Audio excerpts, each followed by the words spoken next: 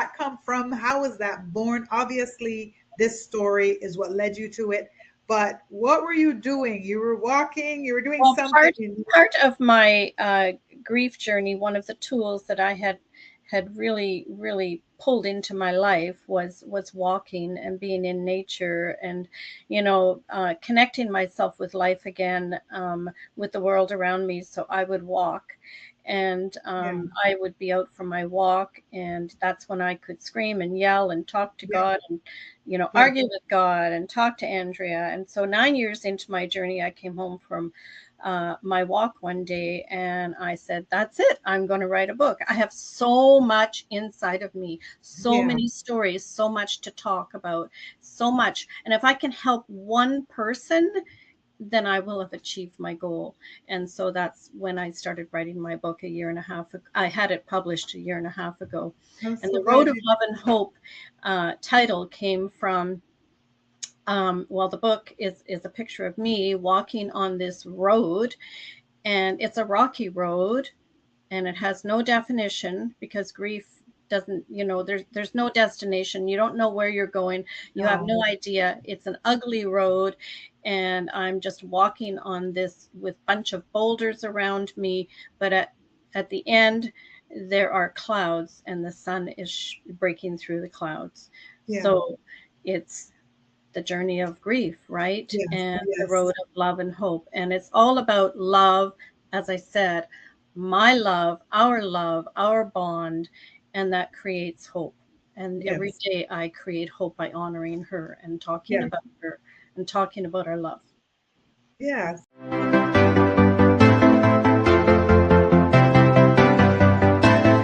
Hi, everyone, and welcome to the Resilient Mother podcast. I'm Catherine Tyson-Sewell, and I am your host for this evening. Thank you so much for joining us.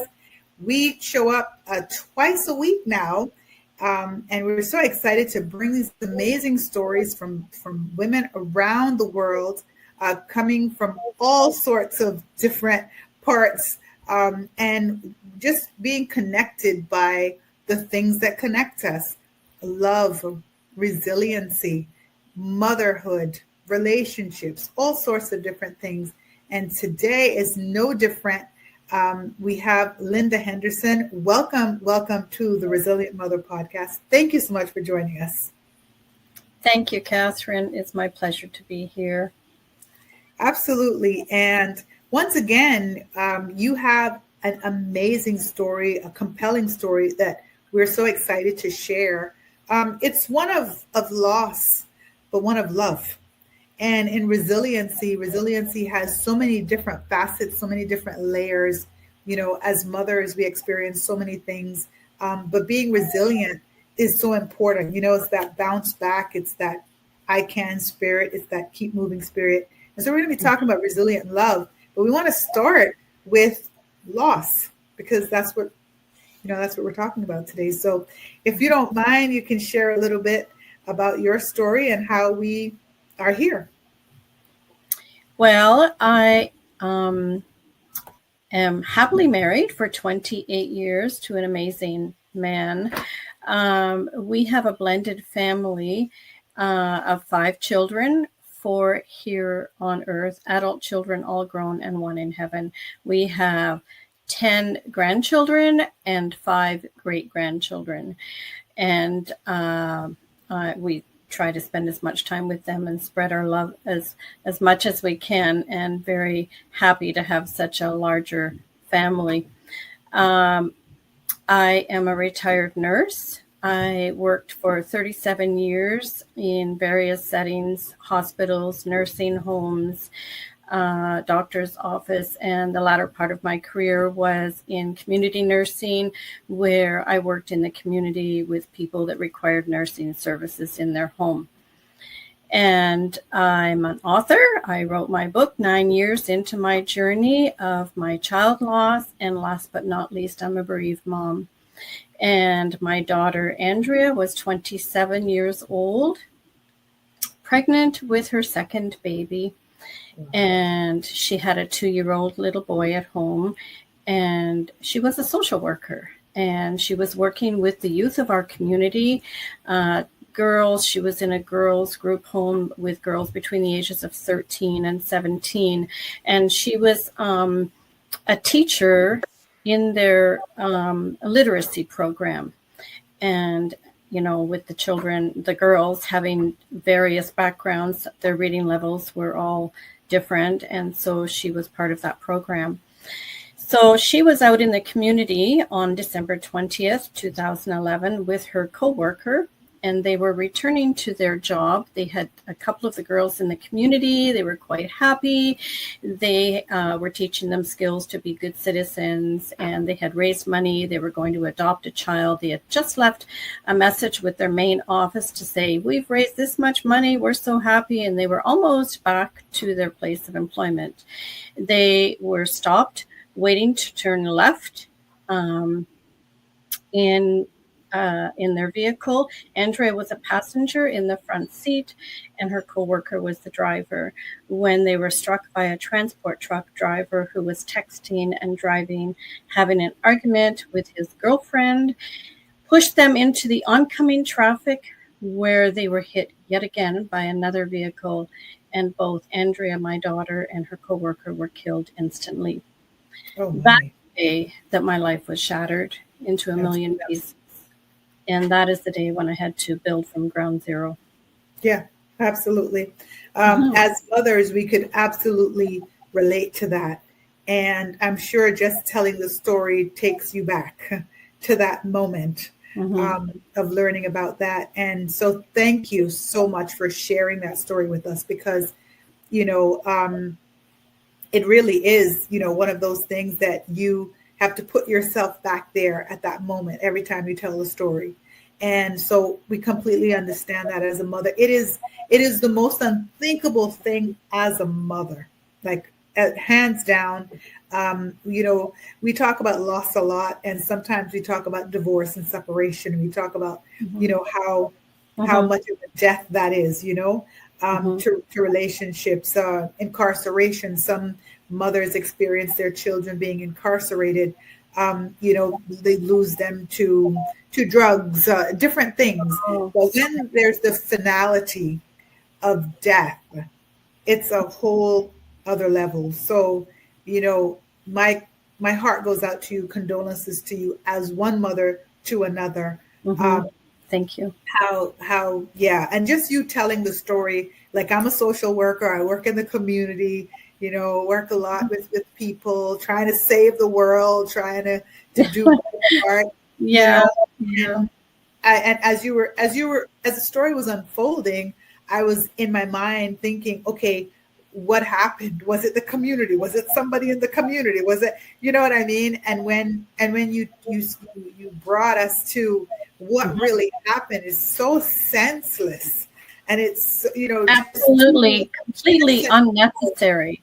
Completely innocent people sitting in a car, having done their work, and now they're headed home, and they've felt every bit of safety. I'm going to make it home, and for just a senseless act. Oh my goodness. Absolutely. Unthinkable. And the thing is, the driver was charged. We live in Canada, Ontario, so he was charged with the highest, like there's careless driving and negligent driving, but he was charged with the criminal one because the prosecution was hoping to get him in jail, but he walked away a free man. Wow, really? Wow. There was the prosecution failed to submit some paperwork, and they could not find him criminally responsible on the dangerous driving charges. I never looked to the judicial system for healing, because at the end of the day, I'm the one that's imprisoned for life. I'm the one that doesn't have my daughter. So but, that's just how that all went down. But to tell my story, yes, it brings me back there, and it brings tears to my heart. They may not be tears that you see right now, but my heart. Right. But I call it my love story. Yes. Because it's our love and bond that keeps me going, that has carried me all of this way. Because love is untouched by death.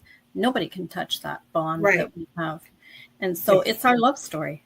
Yeah, and I agree. I've experienced loss a few times in my adult life, and so I've had to, think of it. I've experienced my great grandmother who raised me. She was 61 years old when I was born. She was, everything, and I lost her at 90 something. So, a long life. I would have wanted her forever, but yeah, I experienced the loss of my he was my ex-husband at the time, but he was 46 years old. So my children ended up being raised, finished, raising them without their father. And I lost my father to cancer. And my children's father at the time was murdered. So I completely understand loss. And the only thing that I could do with those losses in my life, especially the loss of a 46-year-old father, co-parent to my children, and my own father, I think was kind of look at that was our story. Like there's no way to accept loss. Loss is not a natural. It's not a natural human thing to accept it, right? Right. You always want more time. You're always questioning. You can't accept it. You can't understand it. But like you said, it's a love story. And so what helped me through it was that's where our story ended. But the story that we had existed. And so it continues to exist.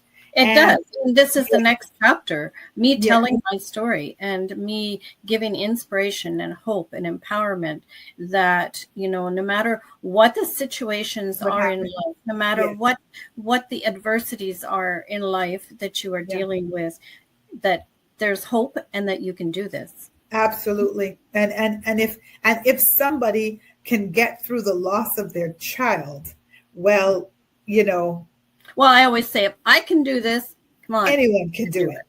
Yeah, absolutely. Yes. My daughter and I were extremely close. I was supposed to see her ultrasound on my birthday, December 28th. Okay. And that didn't happen, right? But and for how far along was she? She was 3 months. Okay. Yeah. And so she left a 2-year-old behind. And so he's now 15, maybe? Yes, he's 15. Yes. Okay. 15. All right. And we have a wonderful relationship, a beautiful relationship. But at the time of the accident, her husband, I was babysitting him, and the paternal grandmother was babysitting him to help out. They didn't have the money for daycare costs and whatnot. And so her husband decided after the accident that we didn't need to see him on a regular basis. It would be whenever he decided type deal. So in the first 3 years of the accident, I had the trial for the trucker, and we took him to court for grandparents' rights. There are no grandparent rights in Ontario, but we had to take him to court because I decided that if I can't see him, then I might as well die because he's my only little piece of Andrea. We won. And today we have a wonderful relationship with him. Yeah. So you set a precedence then if there weren't any grandparents' laws in Ontario. You set probably. Yes. Probably. And you're right. I hope so. Yeah. And I've seen that. I've seen that also as a social worker a couple of times where, a parent has lost a child and then the other parent in their response, for whatever reason, whatever grief they're going through, whatever's going through their mind, to take that part of their child away from the grandparent. And the grandparents have had to fight tooth and nail to have some rights to see their child's child because their child is gone. It happens so much, as you know. It does. And it's so unfair. It's so unfair. So let's talk about the road of love and hope. Where did that come from? How was that born? Obviously, this story is what led you to it. But what were you doing? You were walking, you were doing something. Part of my grief journey, one of the tools that I had really, really pulled into my life was walking and being in nature, and connecting myself with life again, with the world around me. So I would walk, and Yeah. I would be out for my walk, and that's when I could scream and yell and talk to Yeah. God, and Yeah. argue with God and talk to Andrea. And so 9 years into my journey, I came home from my walk one day, and I said, that's it. I'm going to write a book. I have so much inside of me, so Yeah. many stories, so much to talk about, so much. And if I can help one person, then I will have achieved my goal. And so that's when I started writing my book a year and a half ago. I had it published a year and a half ago. I'm And so the Road glad of you. Love and Hope title came from, the book is a picture of me walking on this road, and it's a rocky road, and it has no definition, because grief doesn't, there's no destination. You don't know where you're going. You have no idea. It's an ugly road, and I'm just walking on this with a bunch of boulders around me. But at the end, there are clouds, and the sun is breaking through the clouds. Yeah. So it's the journey of grief, right? Yes. And the Yes. road of love and hope. And it's all about love, as I said, my love, our bond, and that creates hope. And Yes. every day I create hope by honoring her and talking Yeah. about her and talking about our love. Yes, yes. And I think to me the clouds kind of represent God, you know. And that's that, because that sometimes it's as simple as it can get, when you're not able to handle anything, to just let it go. Just to, like, Yeah, I can't do any more with this, you know. So let me that's just right. let this go. Yeah. That's right. And you just have to release all of those emotions, right? Acknowledgement is the first step in finding hope, Yeah. releasing those emotions, and giving validation that, there's a reason for this, right? Yeah. But Yeah. the sun will always shine, no matter Yes. no matter how dark. I always look at the weather. The weather is always, I don't know, I guess an analogy for me that Yeah. on those rainy days, those cloudy days, those stormy days, I know the sun is up there, and it's Yeah. going to shine. It's coming. It's coming. It's coming. There, it's Yeah. going to shine. It's so funny because I also have this analogy about falling into a puddle, you know, just by a mistake, and you just fall into a puddle. You just trip and fall into a puddle, and just imagine you have on your best white pants and you fell Yes, into a yeah, muddy puddle. And you could choose to stay there and just be upset that you fell, like, oh my gosh, look at me, this is crazy. But just imagine if you decided to not get up out of that puddle. So the issue with it, right, is that eventually the elements would have dried up. So if you stay there long enough, it's no longer a puddle. It's now just you. absolutely. That's a really good analogy. Haven't thought Yeah, of it. exactly. So I was telling it to one of my clients. It was a teenager, and we were just talking about, and so she was, we were in a session, and I said, just imagine. And so I started to talk to her about the elements doing their job. So the elements have showed up.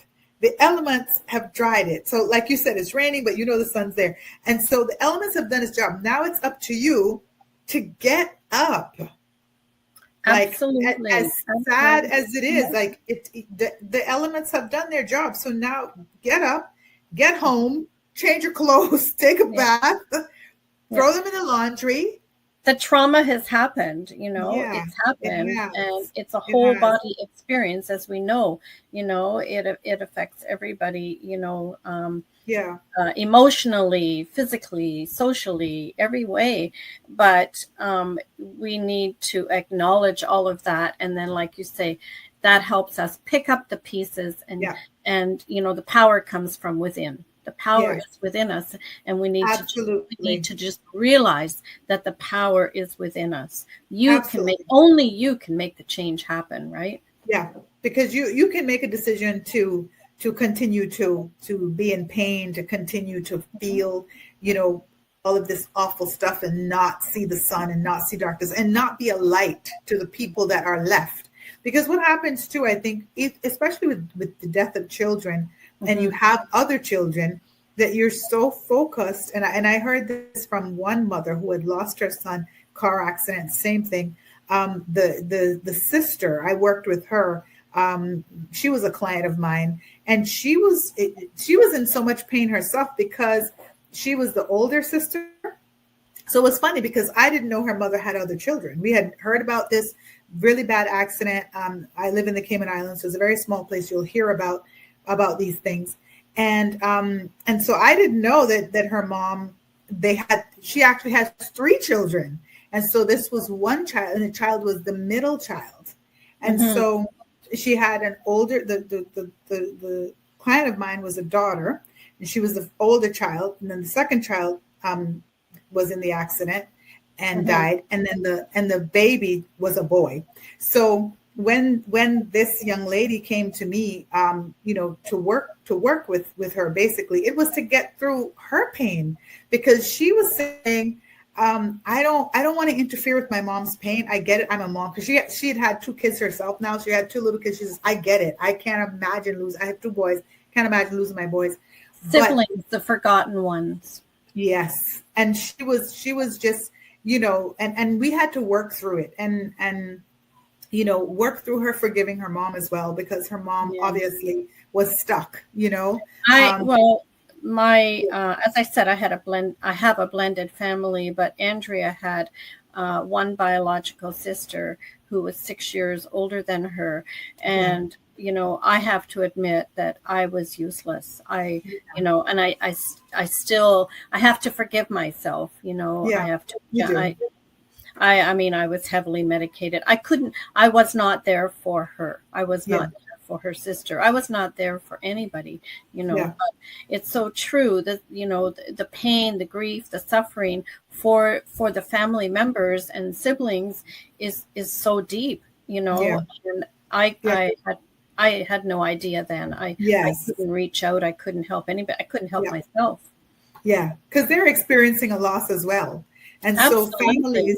families that have losses, it's so much better to work through it together, because you've all lost Yeah. somebody. And Yeah. and I think that was what kind of really came through with the work that I was doing with the Mhm. young lady, and just forgiving her mom, really. And I see them now, and they're, I'm so happy to see them together, and they're, they look like they're doing well, and that's Oh, good. that's so nice. I mean, Yeah. I think this could be, maybe this was 15, 17 years ago. The mom Oh, still has his photo. She wears that every morning. She puts that on her shirt, and I just feel for her too, but I'm still just happy that she's able to enjoy her daughter and that her relationship, family, because her yeah, daughter. because that can happen. Yeah, Yes. for sure. So tell me, what are some of the things you've done so far with the book? Like you've gone and you've talked to groups. Have you been doing things like that? Has that really helped the Um, journey? I did. Oh, it does help. Every time I talk about our story, every time I say her name, it's music to my heart, Yes, right? yes. I have done my first summit, which was interesting, and, quite proud of myself. And, I'd like to get into speaking more. Yeah, I have been going to, I don't know, are you in Canada? I'm in the Cayman Islands. Oh, the Cayman Islands. Okay. Yeah. So in Canada, we have a bookstore here called Chapters. And I've been going around it's a chain, to the different Chapters Okay, stores okay, in the communities and towns and cities close by. Even if I travel 2 hours, I go and I do my book signing and sit there nice. and talk to people and promote my book. And, it's Right, not about selling the book. It's about being right. out there and, telling my Connecting. story. And I also published. Andrea was a social worker, but she originally wanted to be a journalist. So in high school, she wrote a book in grade 10 or 11, and they had Wow. to write a children's book. It was part of her high school Yes. thing in English. So she wrote this children's book, and I had it published. So Oh, she's nice. an author, and she's not even here. But What was it called? it's a book What's for children between the ages of 2 and 6, and it's called Spooky Meets a Friend. And it's about a little black cat that learns how to share. Nice. So I promote my book, and I have a picture, big poster of her and her books, a big poster of my book, and picture of my book and my books, and the people you meet. And I remember one day there was a man that came up to me. He had his arm full of books. He had been shopping. He said, "Can I put them down on the table?" I said, "Yeah, sure." So he put them down on the table and picked up my book. He said, "Did you write this?" I said, "Yeah, I did." And he said, "Was this your daughter?" And he didn't, that was all he asked. And then tears came in his eyes, and he said, "Can I buy it?" I said, "Absolutely." And he walked away, took the book, arms full, mine included. And I'm like, that's that one person, right? That helped somebody. That is that one person. Of course. And yes. So I do that, and I've done lots of podcasts. And can we order the book on Amazon? It's available on Amazon. The Road of Love and Hope, my name under on Amazon, and then Andrea's book Spooky Meets a Friend is on Amazon as well, but it's under her name, Andrea Watkins. Okay, I'm going to look for that. Spooky Meets a Friend and The Road of Love and Hope. When you talk about that and you talk about what you're doing, that's where you are right now in your life. That's where that's your road. That's the road. I won't say that's what was to happen. I just say that's the road that you ended up on, because when I think it's the next chapter in my life, and I never ever thought I would say this, but I am stronger now than I was before losing her. I believe you. The worst has happened, right? I believe you. So I carry that strength with me. I carry our love with me, and I move on. And my goal and mission is to, like I said, give inspiration and hope. I'm working locally with some of the churches and seeing if I can speak at their, grief share. Some of them have this program called Grief Share, and it's a weekly thing. And, perhaps I can go in and be a guest speaker. And, whatever door is going to open, I'm going to walk in. I think that you have some work cut out for you.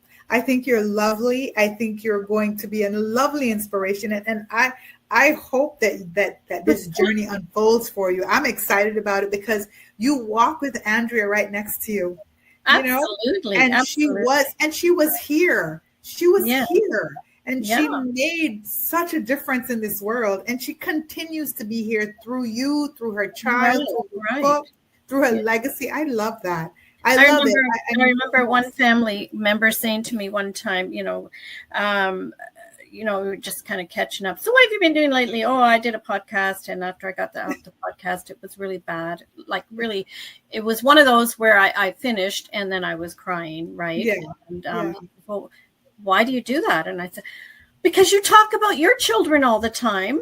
Why can't I talk about Andrea all the time?" I think it came from a good place that the person was probably saying, out of concern, why are you hurting yourself? But it's not hurting me. It's okay to cry. I'm going to shed those tears till my heart stops beating, but it doesn't mean I'm going to stop talking about her, right? You talk about your living children. She's here. I talk about my daughter, right? And that's our legacy together, right? Yes. And a mother's love. Nothing deeper than a mother's love.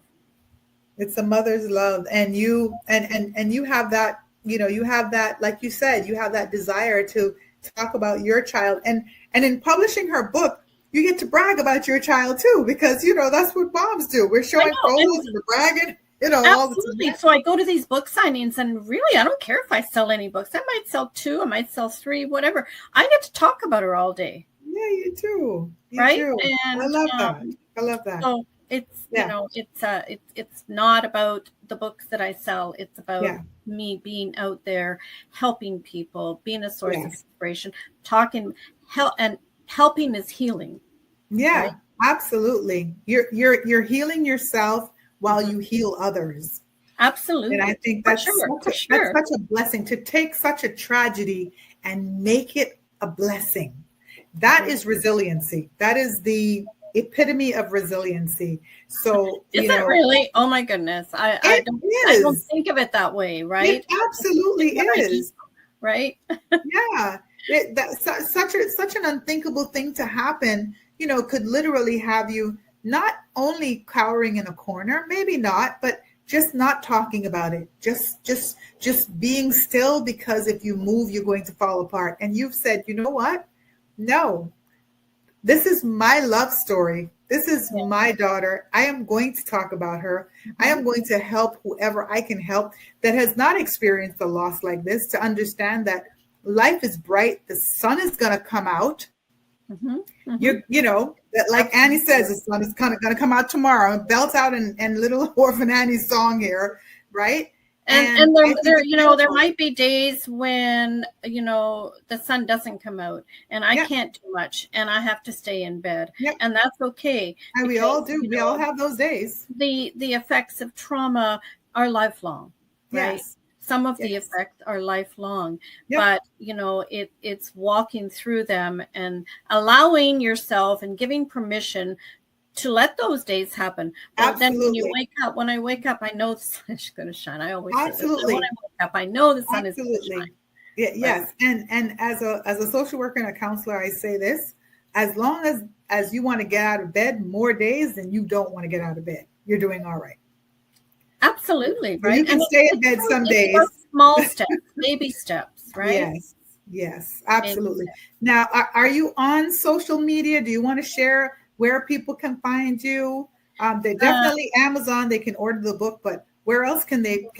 I'm on Facebook, and they just have to type in Linda Wesley Henderson, my husband's name, and me, Linda Wesley Henderson.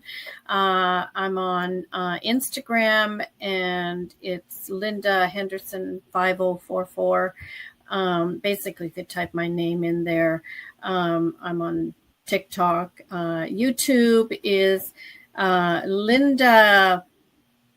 Linda Henderson at Mama Pain. Okay. Yeah. I did have a website, but it's currently under construction. So, I'm working on that one. Well, I'm going to be following you. So that's definitely a thing. I'm going to be ordering this book. Tell us once again the name of both books. The book is called The Road of Love and Hope. And can I hold it up? Or yes, please do. Hold on now. It's probably going to be backwards for me. I don't know if you'll be able to see it. No, it's good. It's good for us. Yeah. Put it a little closer or farther. What? Okay, because it's kind of All right. The Road of Love and Hope. Absolutely. It's beautiful. And the sky is there. It's beautiful. Yeah. And this is Spooky Meets a Friend. I can't back for back a little bit. Yeah. Okay. Spooky Meets a Friend. Nope. Back. All right. We're gonna get a copy of that and we'll share. It is. There it is. Yeah, okay, there you go. We'll get a copy. He did all of the illustrations as well. Oh, wow. So yours is Linda what Henderson again? Wesley. On Facebook. Mm-hmm. Okay. All right. Okay, great. That is awesome. Linda, thank you so much for sharing your story with the Resilient Mother podcast. Ladies in the community. We ask that you continue to share your story, and we will let you know when this will be airing, so you can go ahead and share that as well. And just keep doing what you're doing, because it's beautiful. You're beautiful, and we were just blessed to have you on today. Sending you lots of love, love and hope. The name of the book is The Road of Love and Hope. The Road of Love and Hope. Yes. And Spooky Meets a Friend. And that we're just talking to Andrea's mom. Thank you so much for having me. It's been wonderful to talk about my love story. I always say it's my love story. Yes, that's resilient love for you. Thank you so much. Thank you. Thank you for joining us today. Please don't forget to subscribe so we can share this message. We are a worldwide podcast with guests all around the world, and we want to continue to grow this community. You can find us on socials. You could also be a guest. Look for that link below if you'd be interested in being a guest on the podcast. If you know a sponsor or would like to be a sponsor, please reach out to me or Catherine as well. Sure. We want you all on this journey. We want to hear your stories. We want to share your stories. We want to gain strength from each other because together we're stronger. And to never forget the blessing of being a mother and what we're creating. We're creating the future every single day of our lives. So get on this train with us and let's do this thing, moms. I believe in you. Believe in yourself. God bless. And we'll see you around. Take care.